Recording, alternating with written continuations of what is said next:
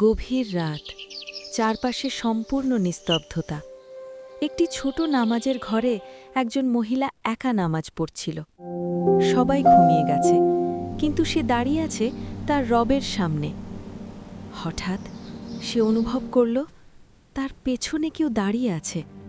তার কানে ভেসে আসছিল একটা ভয়ঙ্কর ফিসফিস কণ্ঠ। ভয়ে তার শরীর কাঁপছিল, মনে হচ্ছিল এখনই পিছনে তাকায়। কিন্তু সে পিছনে তাকালো না, নামাজ ছেড়েও পালালো না, বরং সে নামাজ পড়তে থাকল। কারণ সে জানত আল্লাহ তার সাথে আছেন, আর যে আল্লাহর আশ্রয় থাকে তার কোনো ভয় নেই। শেষ পর্যন্ত সব ভয় মিলিয়ে গেল, ঘর আবার শান্ত হয়ে গেল, আর সে শান্ত মনে তার নামাজ শেষ করল। এই গল্প থেকে শিক্ষাটা হলো, যাই হয়ে যাক না কেন, ভয়, বিপদ বা অন্ধকার কিছুই যেন আমাদের নামাজ থেকে দূরে না নেয়। কারণ নামাজই হলো একজন মুমিনের সবচেয়ে বড় শক্তি।